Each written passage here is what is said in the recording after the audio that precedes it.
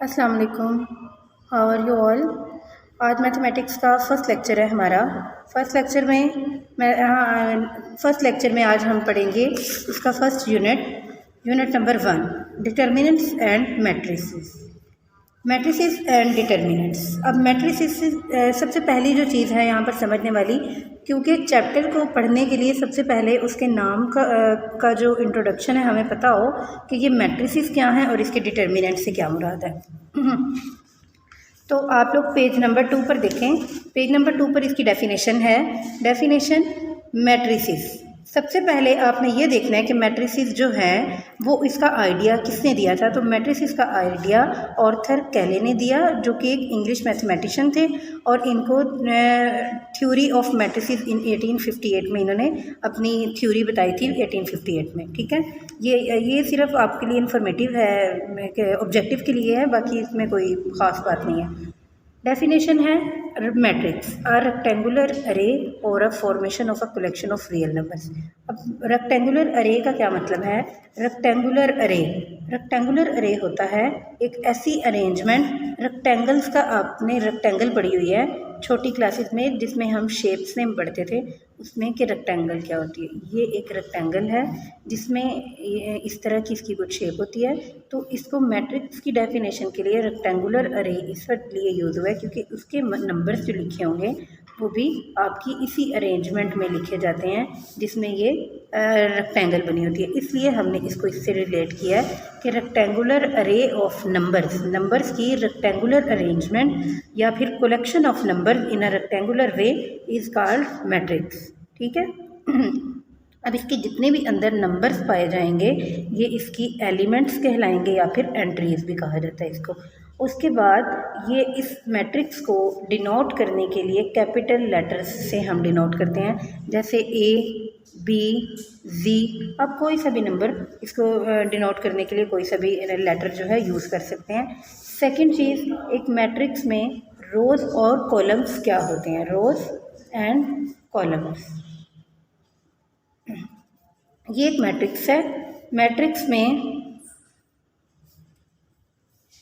Horizontal arrangement of numbers, ये जो arrangement है नंबर्स की, ये इसे हम हॉरिजॉन्टल अरेंजमेंट कहते हैं।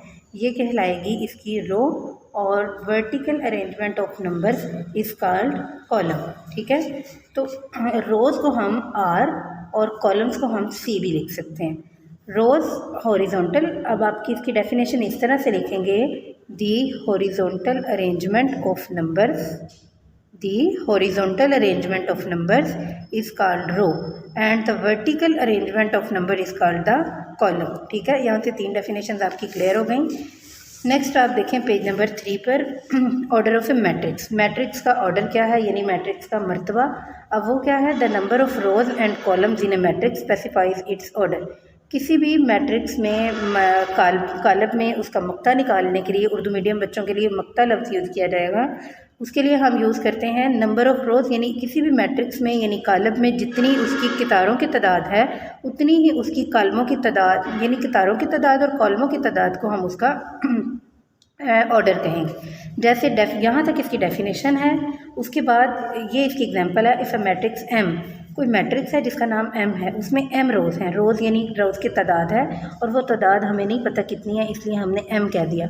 और एन कॉलम्स है, यानी एन कोई भी कॉलम हो सकते हैं, 2, 3, 4, तो उसको हम इस तरह से डिनोट करते हैं एम बाय एन। अब एम का मतलब रोज़ पहले आएंगी और एन का मतलब कॉलम बाद में आएंगे। जैसे अगर मैंने ये एक मैट्रिक्स लिखा था तो इसके ऑर्डर को हम इस तरह से लिखेंगे, रोज़ कितनी है हमारे पास, वो हैं, यानी एक रो ये है और एक रो ये है, 2 रोज़ हैं, और इसी तरह जो कॉलम है वो भी 2 है। तो रोज़ को अभी मैंने आपको बताया एम से शो करते हैं और कॉलम को एन से, फॉर्मूले के मुताबिक। तो इसलिए हम इसका ऑर्डर लिखने के लिए हम इस तरह से करेंगे, ऑर्डर ऑफ जो भी मैट्रिक्स है, जैसे इसका नाम सी है तो order of C is equal to 2/2। ठीक है, क्योंकि इसका फॉर्मूला था m बाय n, तो m number of rows by n number of columns, इसका हमने ऑर्डर फाइंड कर लिया। नेक्स्ट डेफिनेशन है इक्वल मैट्रिसेस। इक्वल का पता है आपको, इक्वल कहते हैं बराबर को, ऐसी चीज़ें जो बराबर होती हैं। वो इक्वल होंगे। तो इसी तरह मैट्रिसेस भी बराबर हो सकते हैं, यानी कॉलम भी बराबर हो सकते हैं। जैसे डेफिनेशन देखें, let A and B be two matrices, दो मैट्रिसेस में है, एक का नाम ए है, दूसरे का नाम बी है। Then A is set to be equal to B, A B के इक्वल तब होगा and denoted by A equal B if and only if, यानी इसकी सिर्फ दो कंडीशन है इसके इक्वल होने के लिए। तो first one is order of A equal to order of B, यानी पहली कंडीशन जो ए का ऑर्डर होगा वही बी का ऑर्डर होना चाहिए और कॉरस्पॉन्डिंग एंट्रीज आर इक्वल।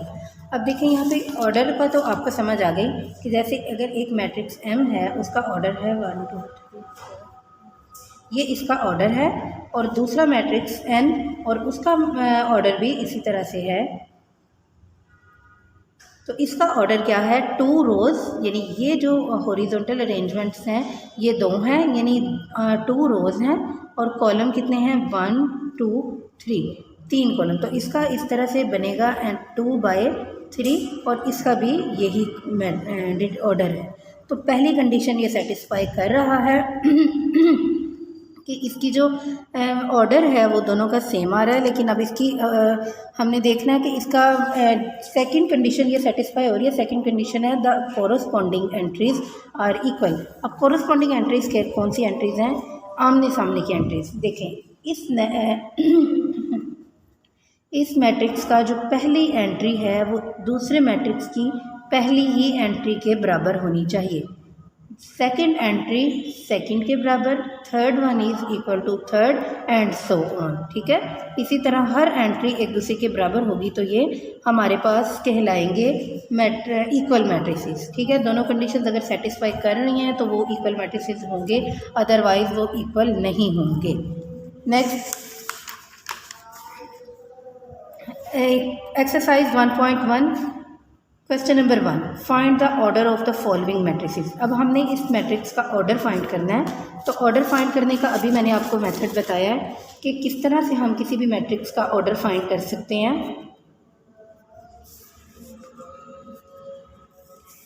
तो ए एक मैट्रिक्स है जो 2 -5 3 एंड 6, तो इसमें कितनी रोज हैं, ये इसकी रो है और ये भी इसकी रो है। यानी अगर हम ऑर्डर ऑफ मैट्रिक्स लिखें तो हम इसको इस तरह से करेंगे, order of A equal to रोज़ कितनी हैं 2 बाय कॉलम कितने हैं 1 एंड 2, तो 2 ही कॉलम है तो 2/2। इसी तरह एक एज एफ वाला देखें, एक matrix F is equal to 2, तो इसमें देखें एक रो है और एक ही कॉलम है, तो इसका हम ऑर्डर लिखेंगे, ऑर्डर ऑफ एफ इक्वल 1/1। ठीक है, अब एक मैट्रिक्स एच लिखा हुआ है वो है 2 1 3 0 4 एंड 6, तो इसमें एक रो 2 रो यानी 2 रोज बाय 3 कॉलम्स। ठीक है, 2/3 कॉलम्स, ये इसका ऑर्डर आ गया। नेक्स्ट है which of the following, question number 2, are equal. तो इसके लिए सबसे पहली कंडीशन थी कि इसका ऑर्डर सेम हो और दूसरी चीज़ इसके जो हैं कॉरस्पॉन्डिंग एंट्रीज वो भी सेम होनी चाहिए। जैसे पहला मैट्रिक्स है 3, तो इसमें देखें अब कौन सा ऐसा मैट्रिक्स है जिसमें जस्ट 3 लिखा हो, तो वो है सी, क्योंकि सी में आपके पास है 5 - 2, और अगर 5 को -2 करें तो वो 3 ही हमारे पास आंसर आएगा। नेक्स्ट है 3 एंड 5, तो ये मैट्रिक्स किसके इक्वल होगा, आई के इक्वल कैसे है, आई है 3 और 3 + 2, तो देखें 3 + 2 को करूँगी तो 5 और ये 3। अब इसका ऑर्डर भी सेम है यानी 1/2, और इसका एंट्रीज भी सेम है। 2 क्वेश्चंस 3 मैंने आपको बता दिए, बाकी आप इसके खुद ट्राई करें। अगर आपको कोई चीज़ समझ ना आए तो आप नीचे कमेंट बॉक्स में कमेंट करके पूछ सकते हैं, और मेरी वीडियोस को लाइक और सब्सक्राइब और शेयर करना मत भूलिएगा। थैंक यू, अल्लाह हाफिज़।